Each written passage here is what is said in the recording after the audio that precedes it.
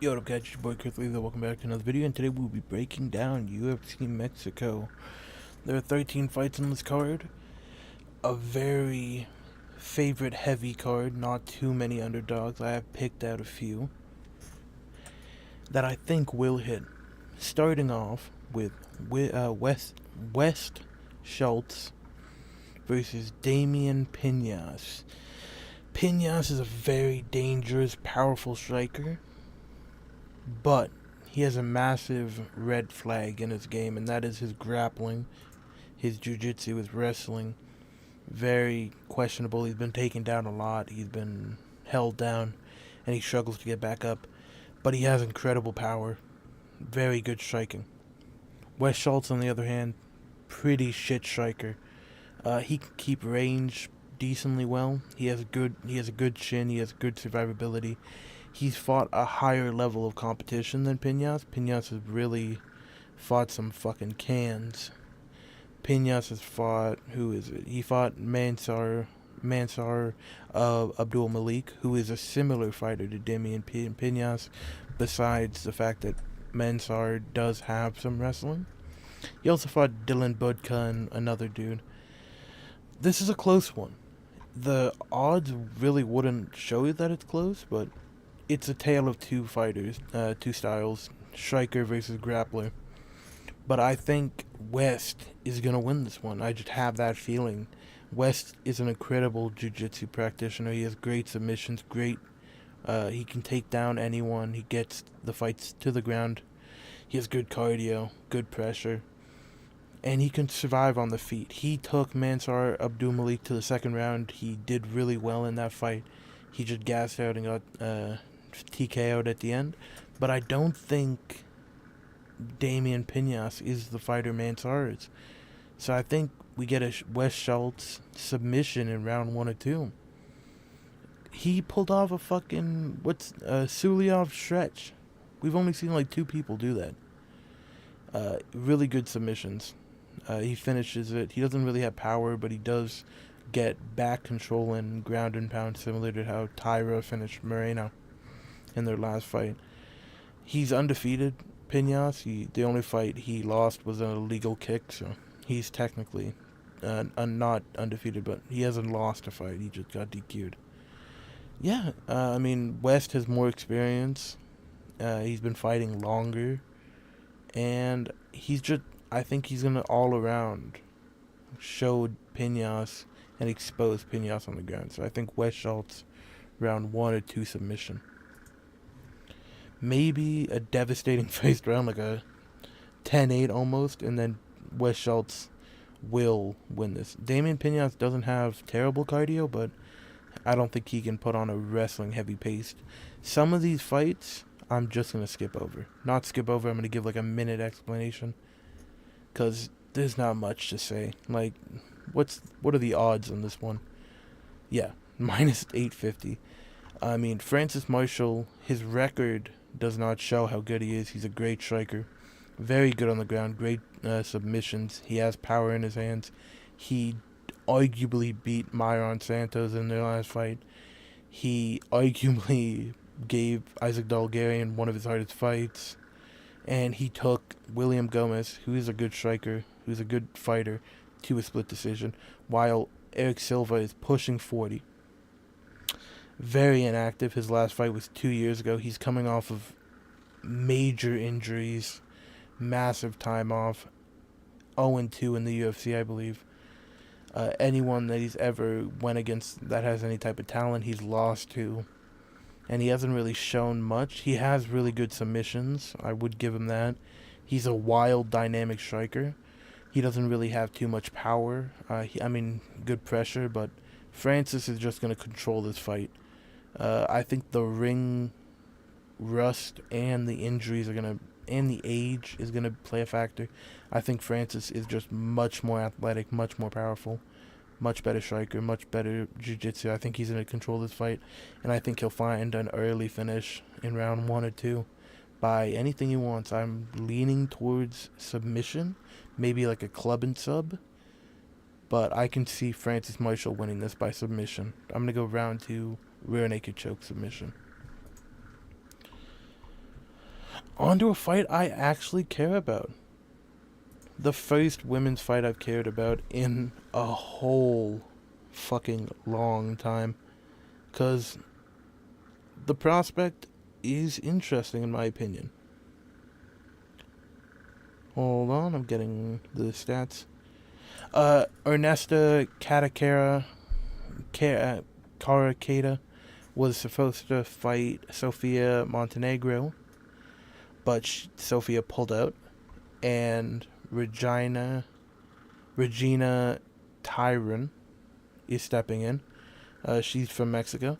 She was originally supposed to fight on the Dana White Contender Series that Sofia stepped up on to. So it's kind of a... she's coming in on really short notice, I think a week and a half, or just under a week. But it's not like she's coming off the couch. She was training for a Muay Thai fight, if I recall. Let me check. Yeah, she was supposed to fight against Jai Sly Chavez, but Sofia Montenegro stepped in. She was supposed to fight on the 26th. Yeah, she was supposed to fight 2 days ago in a Muay Thai fight. So she's stepping in. She was training. Ernesta, swimming background. She has a swimming background. She's very tall, very long, very fast on the feet. Very good striker. Very good cardio. She has incredible cardio because of the swimming. Really good cardio. She's really good clinch. Really good boxing. High volume. She has decent trips and takedowns, but she doesn't really utilize them too much. She's constantly in your face. She doesn't back down. She walks forwards. She just has a really high pace, high volume. She breaks her opponents. And she constantly walks forwards and pretty clean striking. Probably top 3 strikers in the division. And she's gone against some pretty high-level competition. Not high-level, but she's not gone against slouches. She fought against Carlene Judas, who fought last week. Had a pretty good fight. She lost to Barboza, who's decent.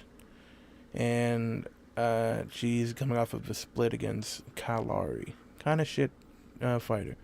But on to the fun aspect. Gorgeous, by the way. Regina. Regina, of course, stepping in on short notice. Phenomenal wrestling.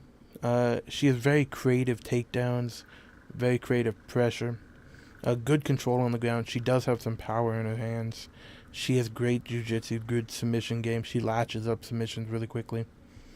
She finishes all of her fights. The only decision on her record was against a random woman, but she had her in an armbar. Just time ran out. Really good leg kicks. She does this thing where she'll throw a left leg kick and then immediately throw another leg kick. She does like combinations with leg kicks. Very interesting to watch. She just has great positionary fighting on the ground. She gets mount, she gets side control, she can do really whatever she wants. She does well against the fence. She cuts off the cage really well. She lands combinations when their opponent's on the fence. High volume, really good cardio. Good takedowns. And pretty solid chin. And she did a cartwheel one time to get past someone's guard. I think Regina's going to win this. I think Ernesta was preparing for someone completely different. She was preparing for a striker in Sofia. And I think Regina is going to be able to take her down, hold her down, land some ground and pound. And on the feet, I think Ernesta has the speed advantage and obviously the striking advantage. But I don't think Regina is going to be a slouch on the fucking on the feet. I don't think this is going to be a landslide on the feet. So I think she'll be able to hold her own, get her to the ground. And I think that's where this fight really gets interesting, is when Ernesta is put on her back. Yeah. So Regina wins by decision. And she's... Oh, I thought that she was a much larger underdog, but no. She's an underdog. So that's 2 underdogs in the first 3 fights. Javier Reyes versus Douglas Silva de Andrade. He's 40 years old. Douglas is 40 years old. He's very good. Douglas is very good. Uh, very powerful, great striker. He has well-timed strikes, walks forwards constantly, really solid chin, great body kicks, high volume, very explosive. He has really good takedown defense that I've seen, but that was also when he was much younger. Very explosive, but he's also older, so he's probably lost a little bit of that. He has fought everyone in the division. Uh, Very good blitzing attacks. He jumps in, lands combinations, jumps out. Very crafty, obviously. Really good boxing, fast kicks. And he does have some offensive wrestling that I think he could use in this. Uh, and he has really good counter striking. But the thing is, he does get his leg grabbed whenever he goes for body kicks, and he gets taken down due to that. And I think I think Reyes will capitalize on that. He doesn't have any submissions. He doesn't have good striking defense at all. He gets hit quite a bit. He doesn't do well against kickers. He got fucked up by Saeed Nurmagomedov. And he gets caught. He is slowing down. He's 40 years old. You got to give him a break. While Reyes, very good teep, great jiu-jitsu. He does have a lot of experience as well. He has power in his hands, even though he doesn't have the best boxing. He starts fights with kicks, great teep kicks, great body kicks, really good leg kicks. Heavy pressure, he'll just keep walking forwards. He has really good cardio, great submission game, great footwork, really good takedowns, good control, decent competition, but some of his flaws are his chin is super high. He's gonna get caught on. He exits on a straight line. He's gonna get caught eventually. He needs to put his hands up. Low volume at certain points. He doesn't really throw too much. He always cycles to the opponent's power side. He's not a good counter striker. He hates being on his back foot, and he doesn't actually utilize his kicking game as much as he should. But he's very aggressive on the ground. He looks for submissions. He looks for ground and pound. He has a solid chin. And I think in this fight, I think Reyes' jiu-jitsu and wrestling will get him the edge. I think it will be pretty even on the feet. I think Reyes will keep Douglas at distance with his teep kicks and body kicks. And Douglas will crash in. Javier will grab a clinch, take him down, control him, land ground and pound. And I think that will be just a rinse and repeat for 3 rounds. And I think Reyes wins the decision. 29-28. I could see this being a split decision due to probably the more damaging shots coming from Douglas, but I am going Reyes. I'm not going to click on this one. There's no reason to. Kristen Cunenez, whatever, dude. It's fucking 6 a.m. I'm not.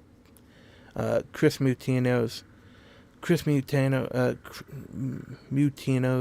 I don't know how to say his name anymore. These fucking Mexican people with their long ass, like, different sounding names, I can't pronounce them.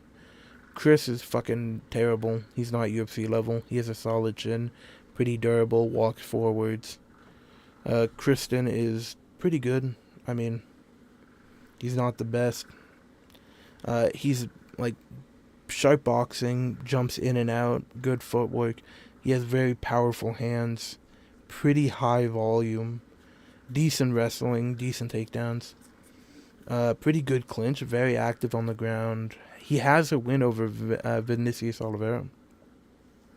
He has really good trips. He can fight while tired. He's pretty strong in the clinch. He can just lift opponents. He has pretty good footwork.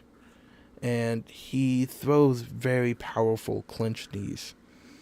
Some of his negatives are he doesn't throw too much with his power hand. He does kind of rely on that jab. He's very hittable. His terrible counter wrestling. If he gets taken down, he's not getting back up.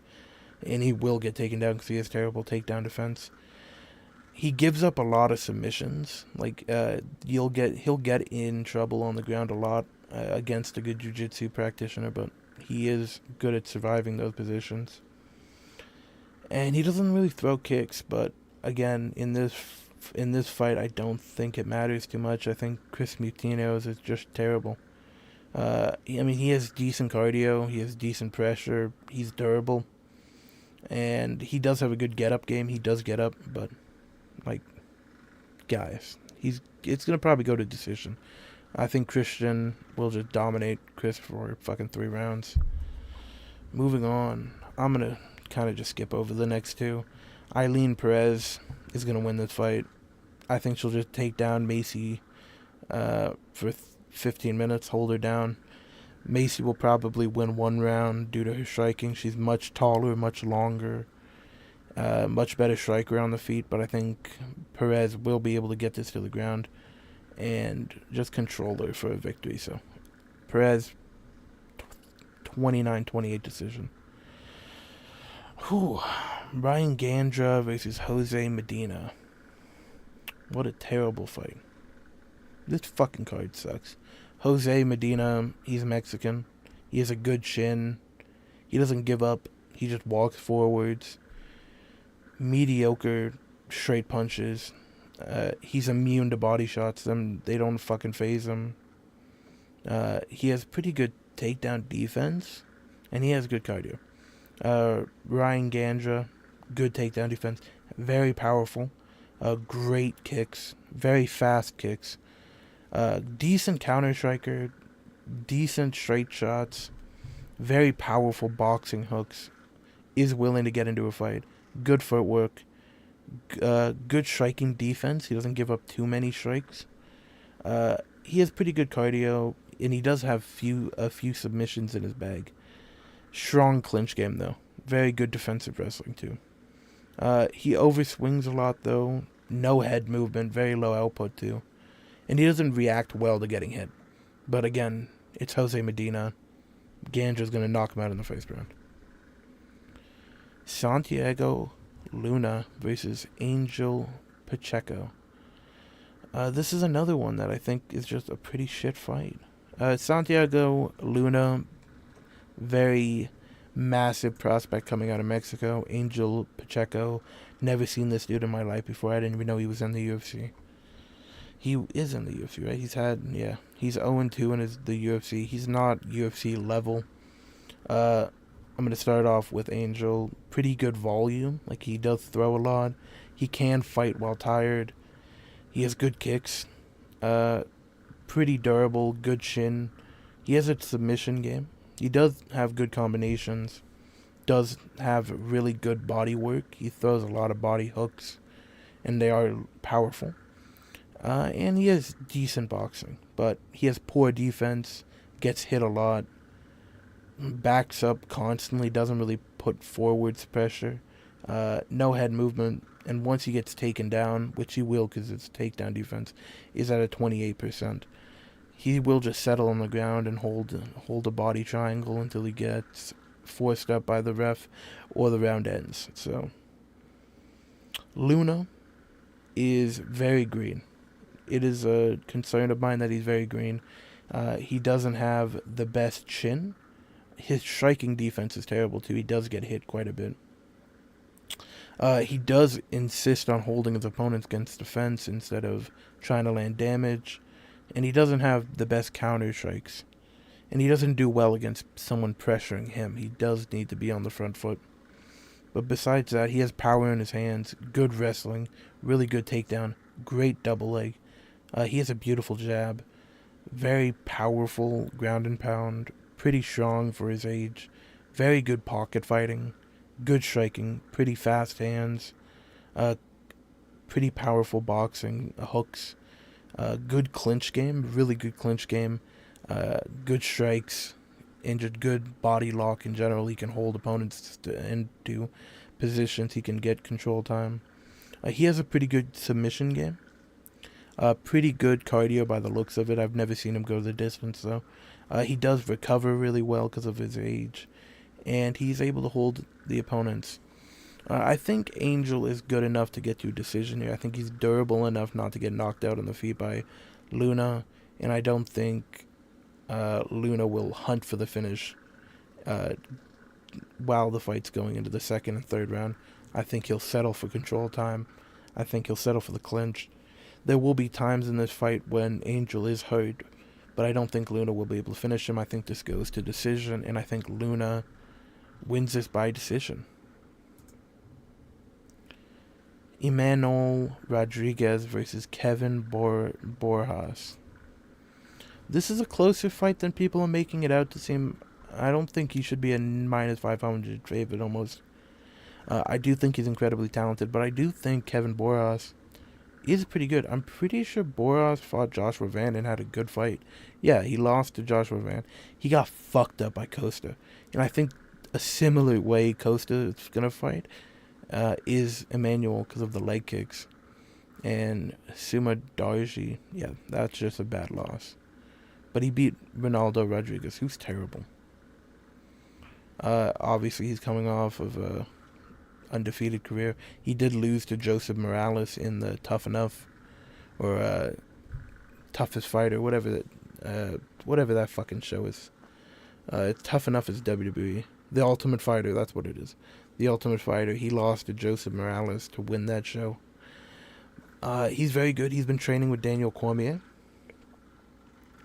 Been training with Daniel Cormier. He nearly beat Joseph Morales, who's a very good prospect in the flyweight division right now. He knocked out Alberto Trulio, who's like a gatekeeper for the regional scene. And he has actually fought a lot of the people inside the UFC. He fought Alden Correa. He fought Luis Gorelli. He fought another fighter on this card, Edgar Shirez. And he went to decision. And he had pretty good fights with all of those.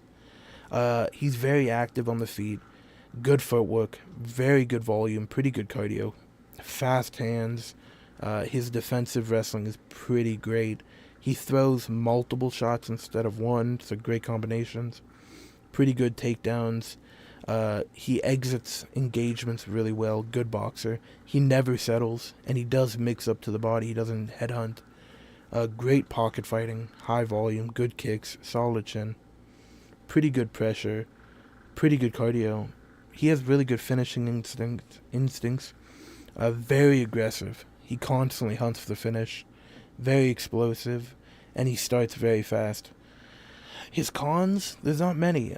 He does hesitate sometimes. He doesn't look for the right shots. He doesn't have too much experience. He doesn't seem to have power.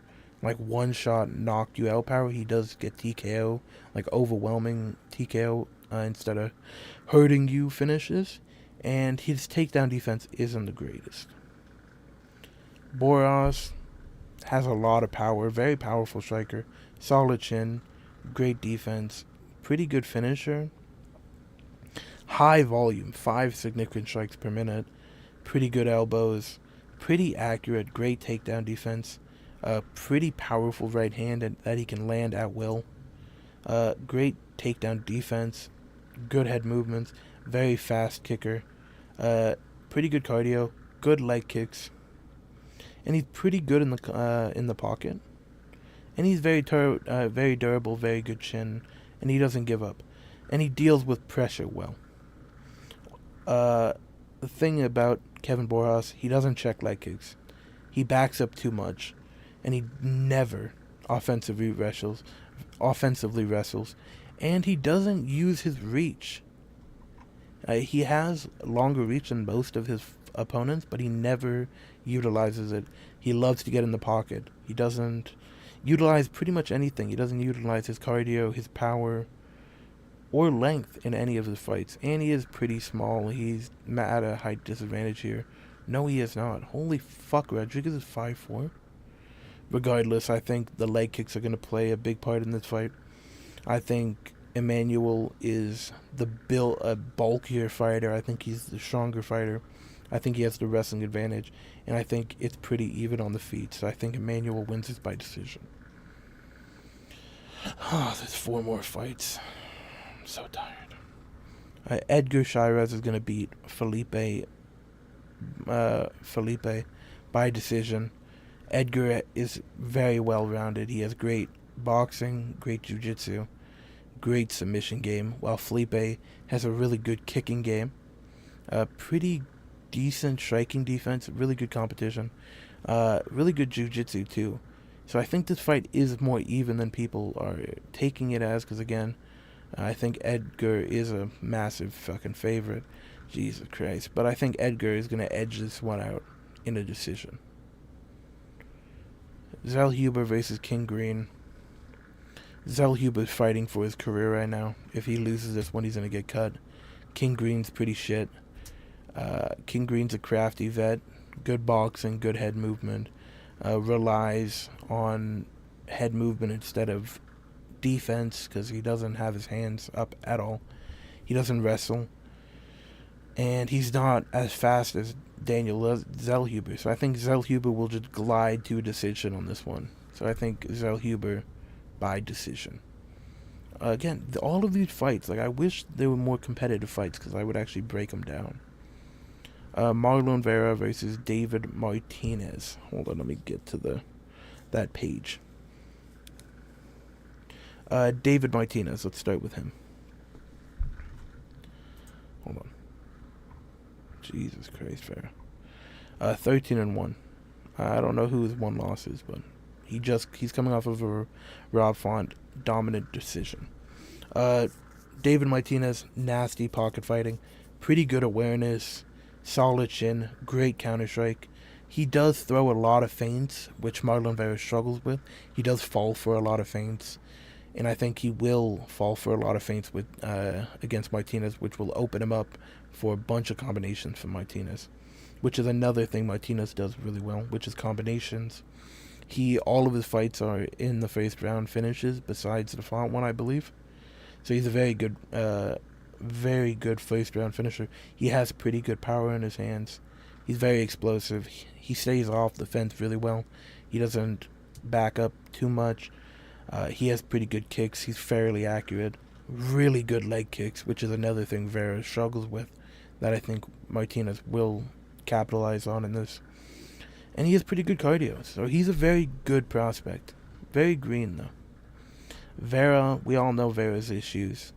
He struggles early, he's a slow starter, and he has very low volume, but he constantly walks forwards. He's incredibly durable, great chin, and he's very powerful.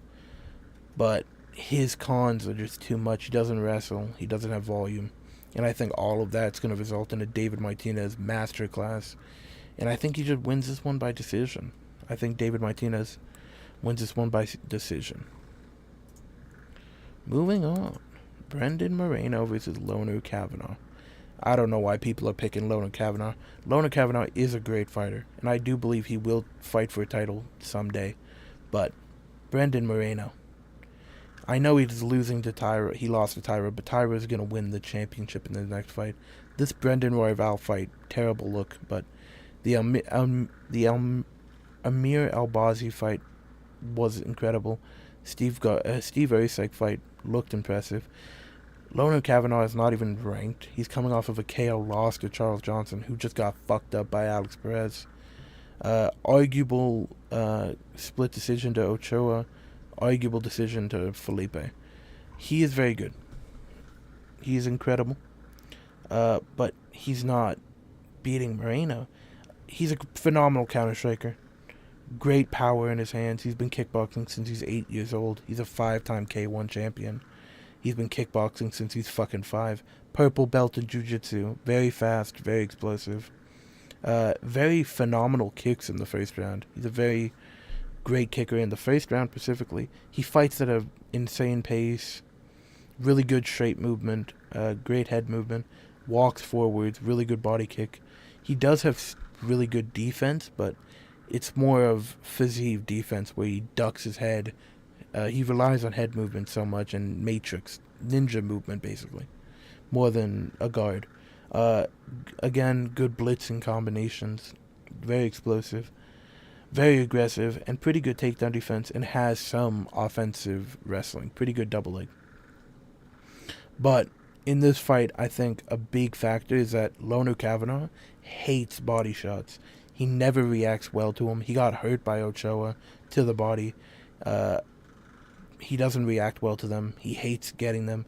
And he's very open for body shots. His cardio is questionable.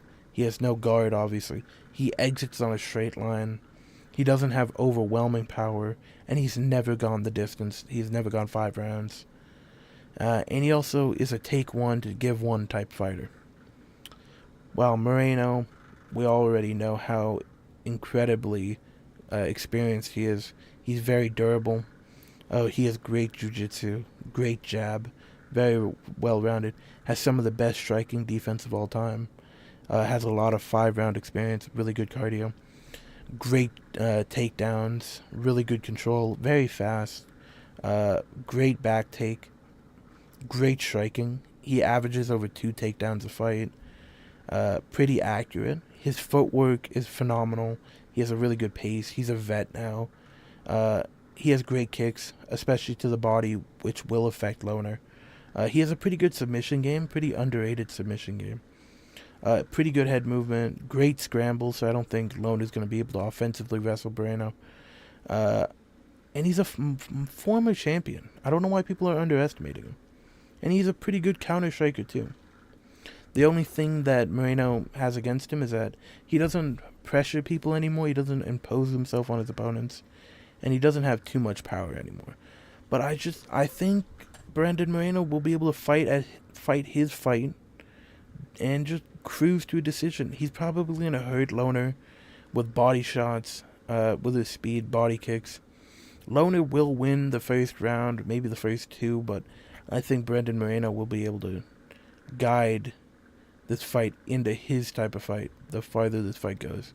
So I think Brandon Moreno wins this by decision or KO. That's my prediction. Thank you guys for watching. Bye.